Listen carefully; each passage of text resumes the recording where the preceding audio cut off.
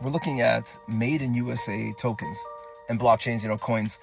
And of course, it goes so much deeper than that, because we're looking at the idea of banning a CBDC, central bank digital currencies. And a lot of us are looking at a central bank digital currency as essentially a way for the governments to control us. Central bank digital currencies are already available in several countries, several nations, and more of them will be rolled out. And the thing about them that's unique and interesting is, of course, the fact that they are simple to use, in the sense that they are digital. It's 24/7. It's immutable. The evidence is there. The information is clearly available on ledgers. It's provided that they're public, right? But it's very interesting that some countries are just putting these into place. There are definitely some nations around the world that you have no choice but to accept a central bank digital currency. However, in the US, for example, they've already begun the idea of, voting against this and voting more in favor of actual, stable coins, USDC, RLUSD, USDT, and so forth.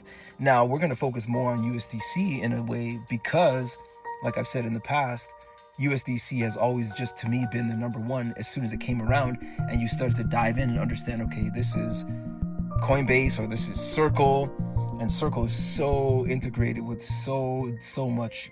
It's just crazy. I may have to talk about Circle at another time in another episode, but Circle is so deeply connected. Federal Reserve members, it's crazy, the history of Circle. And not so much the history, but the connected nature of Circle and other institutions. Some of the members in Circle, some of the members of the Federal Reserve, and things like that. It's just crazy. When I started learning this and I started diving in some years ago, I said to myself, wow, this thing is absolutely the CBDC of CBDCs, so maybe in a different way. But, these chains like USDC and USDT, they can blacklist wallet addresses too, so it's not that different from a CBDC. And the whole idea of this other basket of currencies, the BRICS nations coming together to make this, this meme coin. Some people may call it something else, some other type of S coin. But it's interesting because some people thought or think perhaps that the US dollar is done, the de-dollarization, you used to hear this de-dollarization. I didn't believe any of it, truthfully. I was still, of course, curious to know how this would really play out. But when I see the military might, the US might, I'm thinking to myself, how is this possible? Doesn't mean it can't happen. It just means, there's got to be certain circumstances that create the perfect storm for the US dollar to just collapse. Other nations have collapsed. Other, great nations have collapsed in history. So I'm not saying that this won't happen. But what makes me skeptical of it happening anytime soon was the fact that stablecoins existed, and was the fact that, or is, I guess, the fact that, the U.S. president's, the current administration is so into or so for cryptos, blockchain assets. But it's kind of obvious. I mean, what else would they be into? You're going to stop the next evolution or the current evolution of the internet? Really? Let's be honest. And then stable coins are just the way to perpetuate the US dollar? Really? Is this really going to end anytime soon? I mean, yeah, sure. Stable coins could the US dollar could go to zero, and the BRICS nations bill, I forget the name, could rise in dominance. Guys, let's be honest, that's probably not happening. As a matter of fact, I would probably go as far as to say that currency, that new, basket of currencies is more likely to become exit liquidity than anything, because if you get a bunch of people moving their currencies, their assets into this currency, and then stable coins become a thing and they're all US dollar stable coins, it's kind of like exit liquidity, to me, but that's just speculation. So when I want to go, when we go a little bit deeper into, let's say, more specifically made in USA tokens or coins projects, we look at stuff probably right at the top 3 or 4 aside from USDC, would be, of course, XRP, Solana, Stellar. Of course, if we're going to talk about XRP, we're going to talk about XLM. We're going to talk about Chainlink, of course. We're going to talk about, of course, Cardano, right? Hedera, Hashgraph, Avalanche. There's got to be a few others up there. Aptos is up there somewhere, maybe not super top. Ondo. I mean, if you clearly see BlackRock is super heavily into Ondo making moves with XRP. There's so much going on. XRP's got their own stable coin too. So with all these stable coins coming up, you got to ask yourself, like, why would the US dollar be collapsing anytime soon? I'm not saying it won't.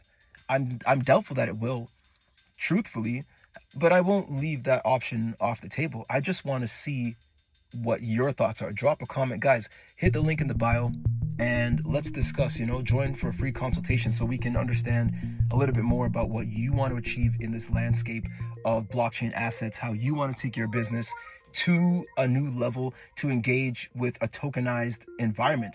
You can create your own tokens. They do or do not need liquidity. You can have them be fair mint. There's so many ways you want to launch a project. Just join the link in the bio. But let's go on a little bit further. We've got things like Algorand, we've got Arbitrum, Say Network. We got even the Disney of blockchains right now, which is Pengu.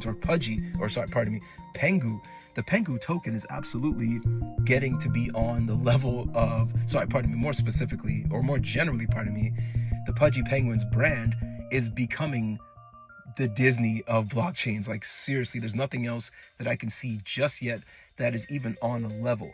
I mean, you got the penguins in GIFs all over the place. You got them in Line. You've got them in Walmart. My goodness, the actual penguins themselves are quite valuable. You've got the Pengu token making it even easier for people to engage and, kind of grab on a little piece of the pie in this ecosystem, right? There's so much going on. So, of course, likewise, with other layer 2s like Arbitrum, you've got things like Optimism. You've got other beautiful projects doing amazing things, like I said, like Chainlink, but also the Graph, the GRT token. You've got the number one, kind of number two, but maybe the number one, at least the number one upcoming decentralized exchange in Aerodrome. Man, we got one of the top gaming projects, Gala. There's so much going on within the US based tokens, and with any types of or bills that are being passed, we're going to see some incredible adoption of much more projects, maybe like DYDX, perhaps Helium. We're talking about DPIN, or decentralized physical infrastructure networks. There's so much there, right? Even Algorand, as much as people are abandoning, I don't want to say, maybe that's a harsh word, abandoning, but it seems like support for Algorand is changing. Maybe it's, Gary Gensler and the SEC, that type of energy going on when he was educating and using Algorand within his education. We got Trump token. I know that sounds wild. We got Render, so we're looking at so much more with GPUs, and oh man, there's a lot going on. Near protocols, more focusing on AI, of course. That narrative could shift, so I don't really jump on the AI narrative and say like, oh, this is an AI project and this isn't, and they're just going to stick with that because the internet is internet and online is online. Maybe at a certain time in the past it was interesting to say such and such online, but nowadays everything's online, so the word online is not that hyped up, and the word AI is eventually not going to be that odd or that super special because it's going to become standard. You got Uniswap. There's so much going. You got Litecoin. Litecoin is known to actually kind of kick off a bull run, in the sense that when Litecoin or LTC starts to run, you absolutely know that the retail investors are absolutely live, thriving. They're ready to jump in. Let's not forget, we also have WorldCoin. Now, I didn't want to mention all of these just to mention, a bunch of these like made in USA tokens or DPIN tokens, right? Or coins, whichever way. But this is the reality, right? Of course, and some of those are also real world assets. And that, to be honest, that language, that classification may adjust and change over time. I don't think we're going to be calling them real world assets so much, because whatever's existing on the blockchain is also going to become more, quote unquote, let's say real world. So even that narrative is going to shift in a way, and it's going to be old news if you haven't already gotten into Chainlink, Ondo, and a bunch of VeChain and so many others that I mentioned. Quant and this and that, right? XDC network. Of course, IOTA is coming through with more and more. Axelar is huge in there. These are not all necessarily made in USA, but they do have that real world asset, shiny, new angle, new narrative, new story kind of on their side, right? So the whole idea of stablecoins to me helping to perpetuate the use of the US dollar is kind of obvious. And in a way, we're so comfortable denominating everything in the US dollar that it's kind of like a convenience in a way to us, and maybe even somewhat beneficial to us to have the US dollar continue its force, its dominance on the blockchain. Because the reality is, when people are locking in their profits, they're locking it in USDT or USDC, for example. It used to be something like BUSD, but of course that had to stop, and PAX had to stop issuing that. But once I saw PAX stop issuing, having to stop issue BUSD, I said to myself, somebody doesn't like this. I don't know exactly what happened, but USDC was coming for them, and I just felt it, right? And of course, fast forward, now we have RLUSD and so much more by Ripple Labs and such. So we're not done with stablecoins. We also have Trump family, the World Liberty Finance, they also have their US dollar token as well. So stablecoins are going to be a norm. And yeah, you might have stablecoins that are denominated, that are based on the US dollar, based on the Canadian dollar, based on the euro and such and such. We'll likely see a lot more of those. But there you go. It kind of goes to show that your currency, I don't want to necessarily say your currency is safe per se, but I think it's pretty safe to say that the US dollar kind of has, with this like Genius Act and other types of